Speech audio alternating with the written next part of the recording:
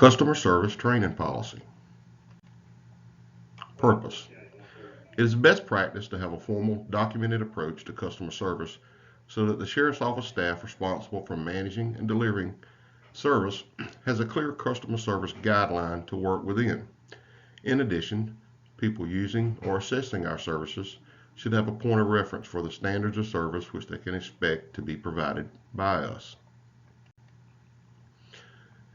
This policy aims to provide a clear framework and a set of standards covering the key areas of contact and response with customers, provide customers with a high quality of service and to manage their expectations positively, ensure that dissatisfaction or complaints from customers about service levels are dealt with promptly and effectively, used to continuously improve customer satisfaction. Who it covers. The scope of this policy covers everyone directly or indirectly involved in delivering services to people and organizations. It also supports how we should interact with internal customers and other agencies and third parties. Customers are defined as individuals or organizations to whom we provide a service and includes internal customers, such as colleagues and other departments, and external customers, members of the public, including victims, people reporting incidents, witnesses, and those suspected or found guilty of crimes, and other companies, organizations, and agencies. Support.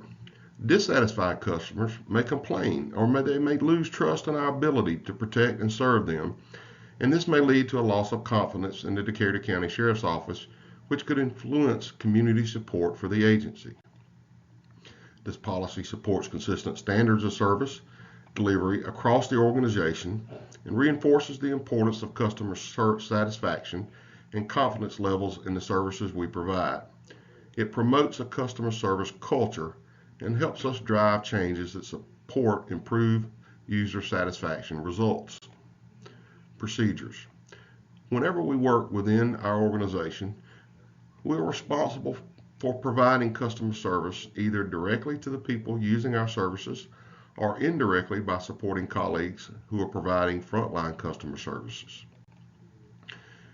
We know what it feels like to receive good or excellent customer service and how frustrating and upsetting it can be when service received is unsatisfactory or leaves us feeling completely dissatisfied with the experience. The procedural points below provide a broad summary of the service standards expected, and there is no intention to insult the intelligence of anyone by stating what may appear as obvious requirements. These are minimum requirements that we should all be achieving, and many may exceed these standards regularly or occasionally. Keeping victims of crimes and incidents informed. Victims of crime or incidents want to be informed about the progress of their case in a timely fashion. Keeping people informed is considered to be the single most important area in maintaining and improving public satisfaction and confidence. Providing effective follow-up to victims should result in them being more satisfied with and confident in the Decatur County Sheriff's Office, which in turn improves community engagement and provision of intelligence for future investigations. Face-to-face communication. First impressions influence people's opinions significantly, and each contact we have can affect confidence in our organization. It is important that we support the drive to improve satisfaction and confidence with service by presenting a professional image, ensuring that your appearance complies with our personal appearance policy, using appropriate body language and tone of voice, as these have much more impact than the words that you use. People remember how you made them feel, not necessarily what you said. Being polite, professional, helpful, and friendly. Giving your name and asking for and using the person's name appropriately. Using appropriate eye contact when talking or listening to them. Face-to-face communication.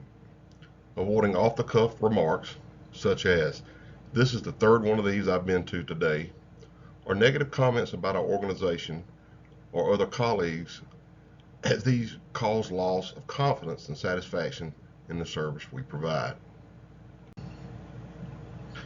Understand that what may appear as routine to you may be a once-in-a-lifetime event for the victim of personal reporting, and demonstrating this to them by being sensitive to their needs and situation and using appropriate comments to reflect positively on you, our organization, and the service we are providing. Listening carefully to what the person is saying and showing that you have understood their issue by summarizing what they are saying and empathizing as appropriate. Informing victims of the appropriate agencies that may be able to offer those help or advice. Giving a positive response where the person is criticizing or complaining about our service, organization, or the colleagues. For example, thanking them for telling us and agreeing what you will and will not be able to do to resolve their issue.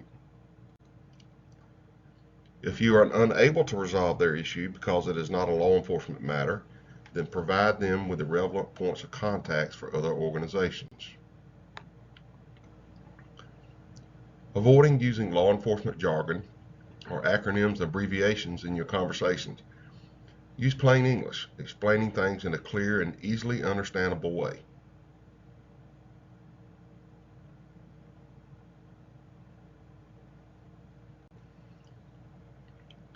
Managing the person's expectations positively and by being clear about what you can and cannot do to help. Taking personal responsibility for ensuring that the agreements you make are delivered or expected. For example, agreeing how and when you will contact the person to update them with progress, what actions you or others will be taking, and the likely timescales involved.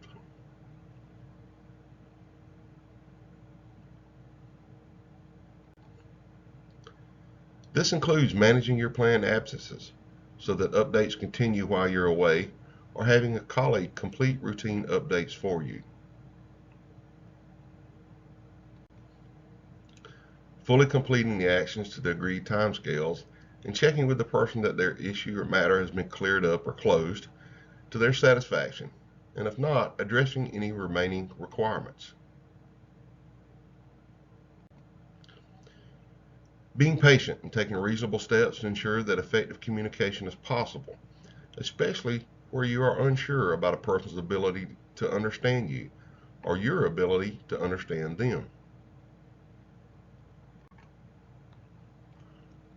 Remaining calm, caring, and professional when communicating with and helping someone who is angry, upset, or vulnerable, including suspects, to ensure that you are able to understand each other and find out how you can help them.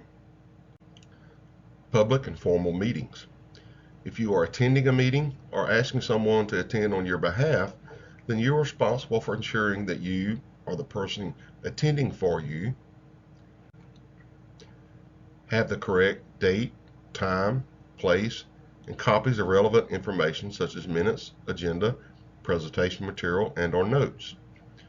Dress appropriately for the type of meeting you are attending. Refer to the personnel appearance policy. Obtain approval of administration to discuss matters relating to your employment or the department. Arrive in time to set up and check any equipment needed to present your material. Know the names and roles of who is chairing and attending the meeting. Check how much time you had to present and take and answer questions, and are well prepared and keep the time. Avoid using police jargon, technical terms, and unnecessary long or unusual words. Use plain and simple English that is easy to understand and is aimed to your intended audience. Know whether the meeting is public or private, whether minutes are being taken and published, and that your contribution is appropriate to the type of meeting. Turn your mobile phone off during the meeting unless you're expecting a call of an urgent nature, in which case you should let the chair of the meeting know that if you are called or texted, you will have to leave the meeting to deal with the matter. It is rude and distracting to others if you are reading or texting on your mobile phone while in a formal meeting. If you are the chair of the meeting, ask attendees to turn mobile phones off during the meeting. Pay attention to presenters and discussions and avoid having separate conversations. If If you are the chair of the meeting and notice attendees engaged in separate conversations, bring their attention back to topic. Avoid interrupting presenters unnecessarily with questions that come to mind. Most presenters leave time for questions at the end of their presentation. You may find that your query has been covered by the time the presentation is completed. If you are presenting, encourage attendees to keep questions until the end of your presentation. Take specific notes of any actions that are requested of you or of the department to ensure that these are appropriately addressed. You should not commit yourself or the department to actions without approval from administration.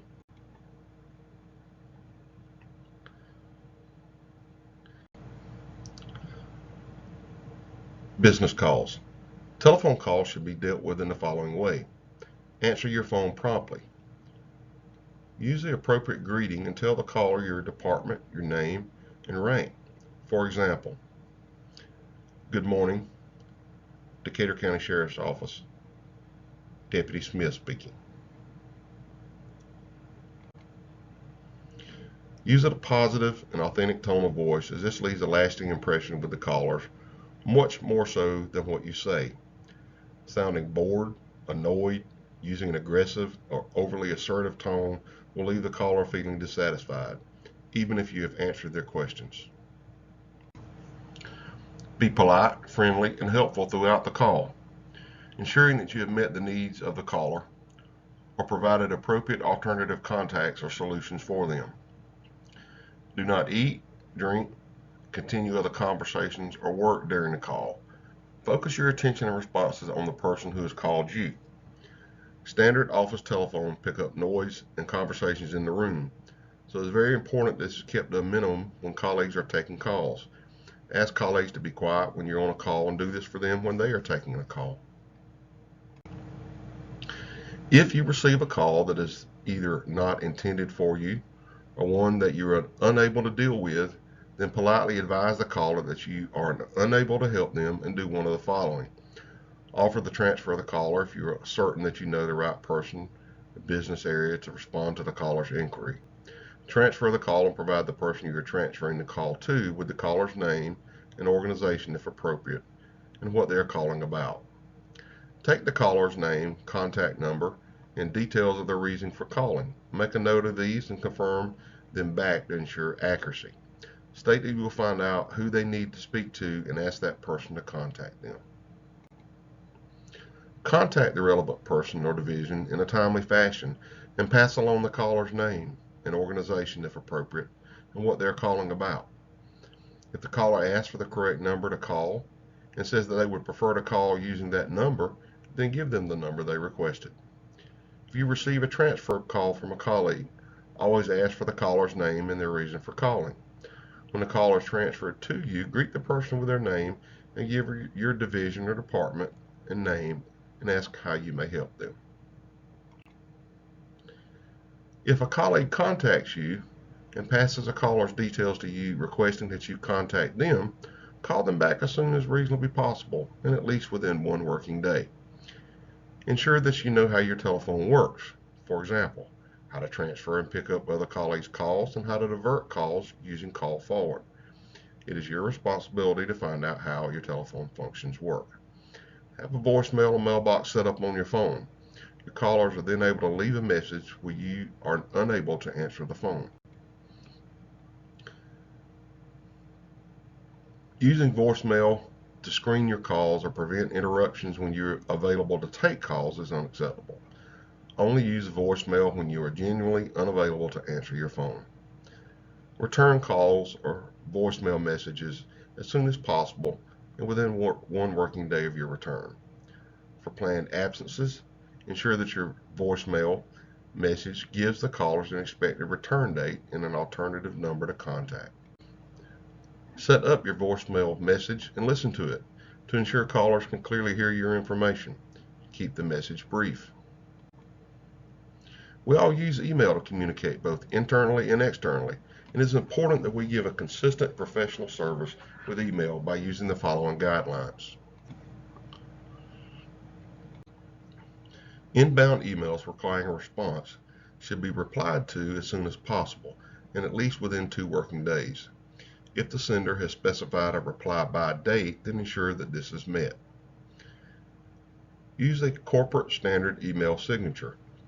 A signature should consist of your name, title, and work contact information. It should not include quotations and/or pictures. Give a clear and relevant subject heading so that recipients know what your email is about before they open it. Keep emails as brief as possible and state why you are emailing and what, if anything, you need the recipient to do for you and by when. Avoid writing your email using all capital letters, as this appears to the recipient as though you are shouting at them. Use upper and lowercase letters as you would when writing or typing other correspondence.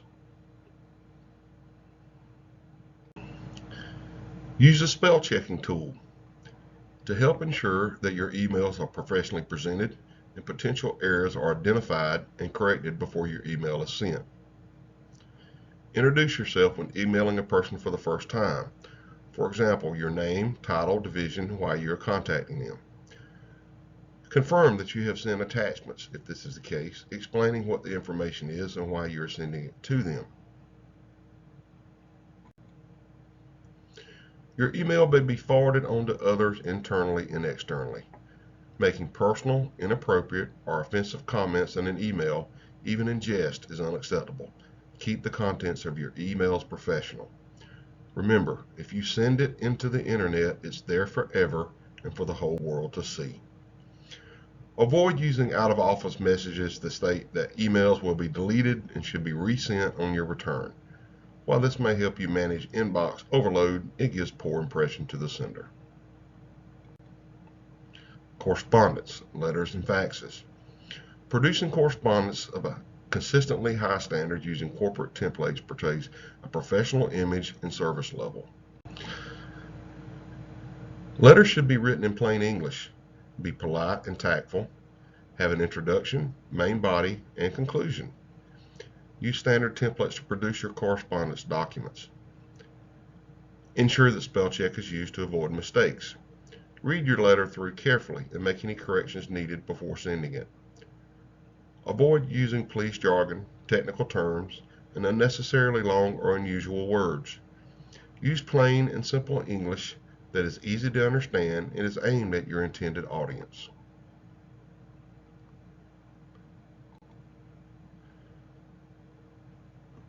Inbound correspondence requiring a written response should be replied to within 10 working days of receipt by the Decatur County Sheriff's Office or sooner, even if this means that we send an acknowledgement letter to confirm that we have received their letter and are, for example, investigating the matter and will send a further letter as soon as possible. Correspondence should be read and passed to the appropriate person for action on the same day that it is received.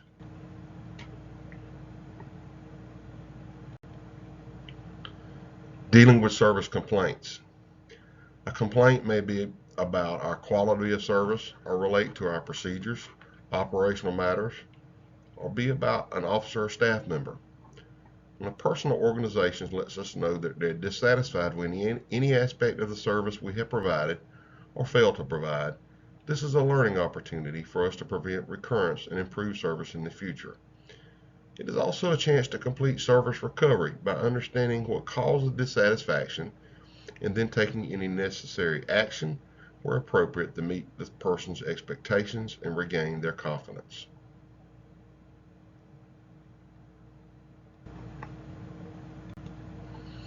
Often complaints or dissatisfaction with the service received stem from raising expectations that we're able or willing to do something that we subsequently don't or can't do.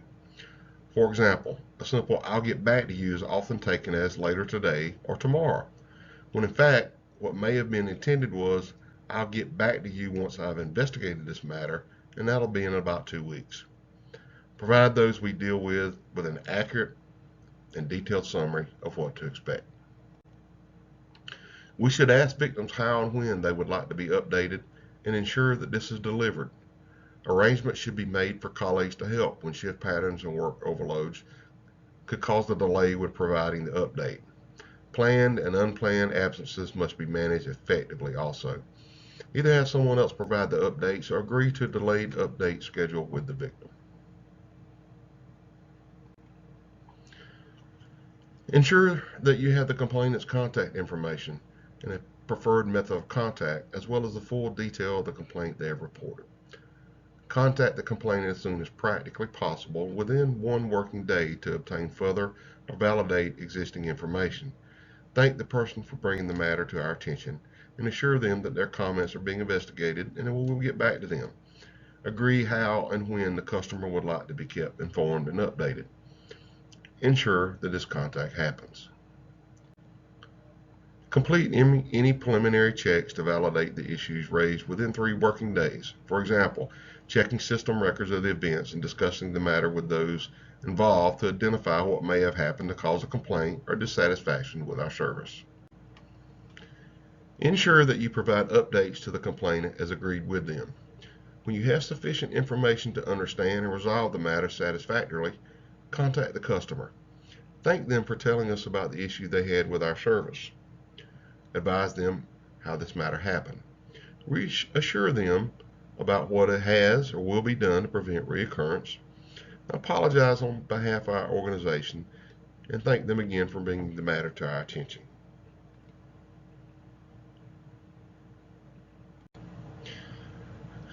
The aim is to regain their trust and confidence. By dealing with their complaint promptly and fully, we have the best chance of achieving this. Take personal responsibility for ensuring that the investigation is completed and take necessary remedial action to address the issue raised. Use the complaint positively to prevent similar situations arising in the future, for example, when training or briefing others to prevent reoccurrence.